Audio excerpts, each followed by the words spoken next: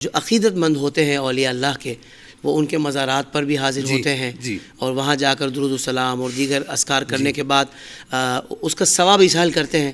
تو کیا حضور خواجہ غریب نواز کی زندگی میں بھی کوئی اس طرح کا معمول تھا کہ وہ بھی اکابرین اور اولیاء اللہ کی مزارات پر حاضر ہوتے تھے؟ دیکھیے حافظ صاحب، اس وقت جو بہت بڑے بڑے فتنے جو اس وقت ہماری ینگ جنریشن کے اندر منتقل ہو رہے جی، اس میں سے ایک یہ بھی ہے کہ ہماری ینگ جنریشن کو یہ بتایا جا رہا ہے کہ یہ جو مزارات پر جو جانے کا جو سلسلہ ہے، یہ دین اسلام میں اس کی کوئی حقیقت نہیں ہے. اللہ. دیکھیے، اگر آپ انبیاء کرام علیہ السلام کی زندگی کو اٹھا کر دیکھیے تو تقریباً تمام انبیاء کرام ایک دوسرے کے مزارات پر جایا کرتے تھے. نبی پاک علیہ السلام ارشاد فرماتے ہیں کہ میں حضرت موسیٰ علیہ السلام کی قبر پر گیا. میں سوال کرنا چاہتا ہوں ان لوگوں سے کہ نبی پاک جب قبر پر گئے تو بھائی تمہیں کیا پریشانی ہے؟ اللہ اکبر. اور پھر آپ فرماتے ہیں کہ میں حضرت عیسیٰ علیہ السلام کی ولادت گاہ پر گیا. زندہ باد. اسی طریقے سے متواتر روایتوں میں یہ بات آئی ہے کہ حضور خواجہ خواجگان خواجہ غریب نواز رحمہ اللہ بھی جب آپ کہیں بھی جاتے تھے تو جس جگہ بھی آپ کو اللہ کے ولی کے مزار کا پتہ لگتا تھا آپ وہاں پر حاضری دیتے تھے.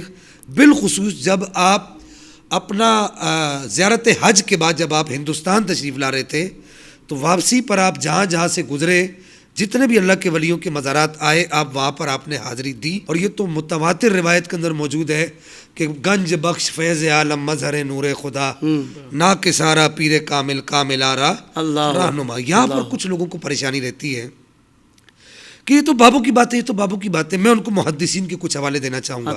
عطا ہو. امام ذہبی بہت بڑا محدث ہے. یوں سمجھیے کہ جرح اور تعدیل میں جتنا سخت ڈنڈا امام ذہبی لے کر کھڑا ہوا ہے، میں نے اپنی زندگی میں اتنا سخت ڈنڈا اٹھا کر کسی محدث کو نہیں دیکھا. آپ سیر اعلام النبلاء دیکھ لیں، آپ امام ذہبی کی دیگر کتب دیکھ لیجئے. امام ذہبی جو ہے وہ علم حدیث کا یوں سمجھیے کہ پہاڑ ہے. آپ سیر اعلام النبلاء کے اندر جو ہے جلد 9 صفحہ نمبر اس کا 437 ہے، اس میں آپ نقل کرتے امام محمد ابن منقدر. یہ کون ہے؟ امام جعفر صادق کے استاد ہیں. امام محمد ابن منقدر مسجد نبوی کے اندر بیٹھ کر علم حدیث پڑھایا کرتے تھے. آپ کو وہاں بیٹھے بیٹھے پیاس لگی جی، اور آپ اٹھے اور دوڑ کر جا کے، ان دنوں نبی پاک علیہ السلام کی قبر مبارک جو ہے وہ اوپن تھی، کھلی ہوئی تھی. جا کر آپ نے اپنا ایک رخسار نبی پاک کی قبر کے ساتھ لگایا اور دوسرا رخسار نبی پاک کی قبر انور کے ساتھ لگایا. تو آپ کے شاگردوں نے پوچھا، یہ امام ذہبی نقل کر رہے ہیں، پوچھا کہ یہ آپ نے کیا کیا؟ آپ نے فرمایا مجھے بہت شدید پیاس لگی تھی. تو بولا پھر؟ کہا کہ وہاں جا کر اپنے رخسار لگائے، پیاس ختم ہو گئی. تو اب یہ امام ذہبی ہے، یہ محدثین ہے.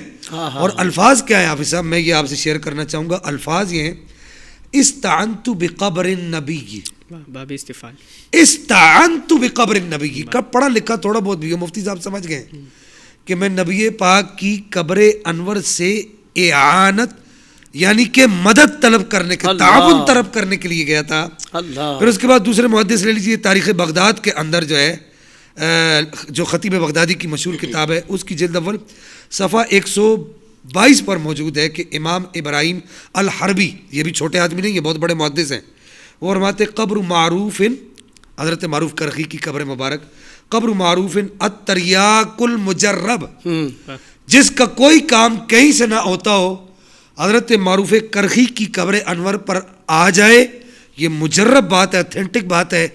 اللہ جل مجدہ الکریم کی عطا سے اس کا وہ کام وہاں سے ہو جائے گا. سبحان اللہ. پھر یہی سیر اعلام النبلاء اس کی جلد 23 ہے، صفحہ نمبر 204 ہے. امام ذہبی نقل کرتے ہیں، آپ فرماتے ہیں کہ امام شمس الدین ذہبی فرماتے ہیں کہ ابن فورک ابو بکر محمد بن حسن الاسبانی کے متعلق آپ فرماتے ہیں کہ وَمَشْهَدُهُ بِالْحِيرَةِ يُزَارُ وَيُسْتَجَابُ الدُّعَاءُ عِنْدَهُ، کہ ان کی جو قبر انور ہے اس کے پاس اللہ پاک دعائیں قبول کرتا ہے. یہ محدثین ہیں. میں پھر کہہ رہا ہوں، امام حاکم تہذیب و تہذیب کے اندر امام ابن حجر اسقلانی جن کو جبل من جبال الحدیث کہا جاتا ہے، وہ نقل کرتے کہ امام حاکم فرماتے ہیں کہ میں نے ابو علی نیشا پوری سے سنا، وہ فرمایا کرتے تھے کہ میں سخت غم کی حالت میں تھا اور میں نے نبی پاک علیہ السلام کو خواب میں دیکھا. نبی پاک علیہ السلام نے مجھے ارشاد فرمایا کہ سر الی قبر یحیی بن یحیی واستغفر وصل تقدا، حاجتک کہ نبی پاک نے خواب میں آ کر ارشاد فرمایا. امام حاکم کہہ رہے ہیں, نقل کرنے والا بھی محدث ہے, ابن حجر اسقلانی جبل من جبال الحدیث ہے, اور جرح اور تعدیل کا یوں سمجھیے کہ امام ہے.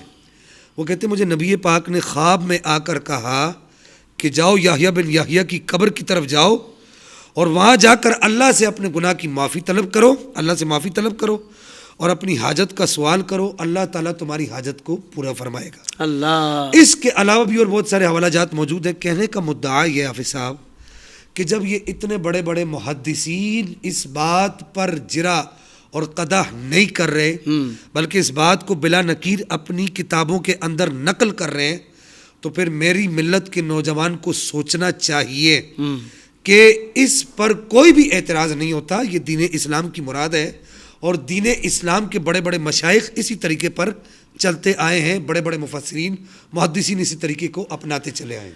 سبحان اللہ سبحان اللہ.